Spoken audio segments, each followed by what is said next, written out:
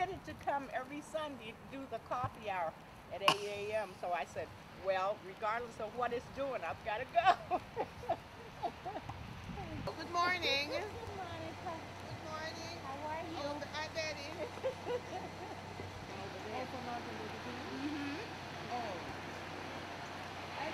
So, you know, we have to come out. It's not as bad, you know, if you know how to walk, you just walk slowly. We ought to be mindful of Moses. We ought to be thankful to Moses. What happened November 4, 2008? What's about to happen January 20th, 2009? We owe the debt of gratitude to Moses. And one of those Moseses that I pray we never, ever forget, and I pray that we think about Moses January 20th, is a Moses by the name of Jimmy Lee Jackson. Because were it not for Moses, Jimmy Lee Jackson, there would be no January 20, 2009. Were it not for Jimmy Lee Jackson, Moses, there would be no November 4, 2008. Were it not for Moses. Jimmy Lee Jackson. Without going into detail, Jimmy Lee Jackson will be a good search. Don't Google, good search Jimmy Lee Jackson. Good search Jimmy Lee Jackson. Because Jimmy Lee Jackson, you remember, just wanted to vote. He just wanted to vote. Probably would have been okay had they not insulted his mama too. But they wouldn't let his mama vote, and the state trooper got rude and pushed his mama. Jimmy Lee Jackson, wanting to vote and going to his mama's defense, just wanting to vote, and the state trooper shot him in the stomach. And rather than taking Jimmy Lee Jackson to the hospital, they handcuffed him, arrested him, and took him to jail. The community didn't like that. And it's because of the protest to taking Jimmy Lee Jackson to jail, where he later died rather than arresting him.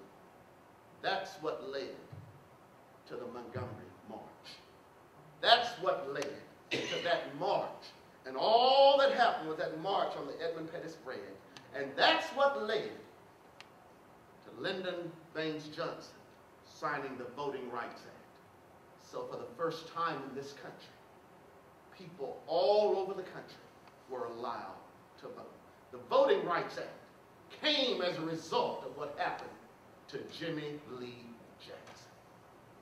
We're about to witness an inauguration. How proud we are. But that's a Joshua benefit as a result of Moses, Jimmy Lee Jackson. What's going to happen just a few days from now? A couple of days from now, the 44th President of the United States of America will take an oath of office.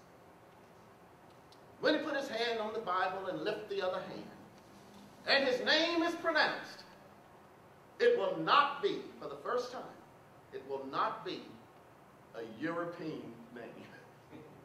It will not even be a European sounding name. First name, middle name, or last name.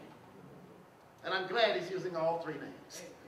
But first, middle, nor last, it would be a non-European sounding name. It says to me, thanks to Moses, we are out of Egypt. We are out of Egypt, and Moses brought us out. We ought to be mindful of that. Moses brought us out of Egypt. However, although we're out of Egypt, today, January 18, 2009, today, sadly enough, there are 2,294 homes in Brockton, Massachusetts that are in the foreclosure process. Just Brockton. 2,294 homes in the foreclosure process. In the nation, 1 out of every 54 homes is at a stage in the foreclosure process.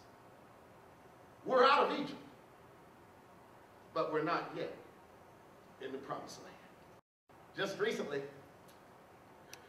I was walking on an airplane and I overheard a family. It was looked like a family of 4, all black, and the father was talking to someone, apparently one of the children. They were confused about who had the aisle seat or the window seat. They were in first class, and the father complained to the flight attendant about a mix-up in the tickets. And I thought to myself, wow, just a few years ago, black folk didn't argue about a seat in first class, whether they had the aisle seat or the window seat. What a privilege to be able to complain about the seat being mixed up in first class. Just a few years ago, you couldn't even get on the airplane. Which essentially says to me, much of the stuff we even complain about today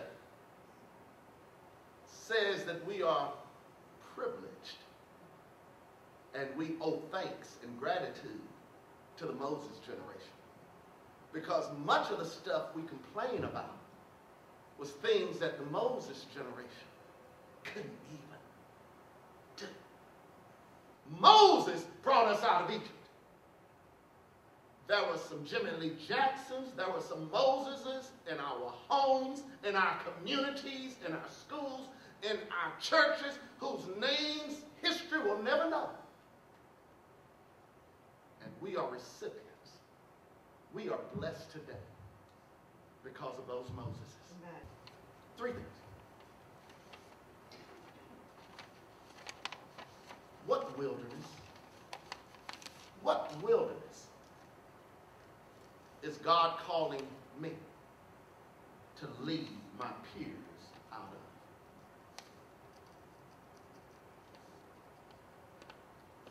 And that's whatever area, whatever walk of life. What wilderness? Second,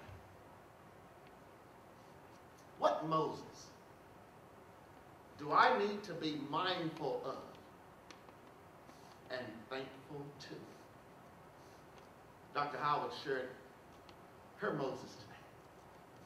But all of us have some Moseses in our lives. They won't see January 20th, but they made it possible for us to be where we are today. What Moses do I need to be ever mindful of and thankful to? And thirdly, what Jordan, what burden, what charge do I need to be preparing to lead the next generation into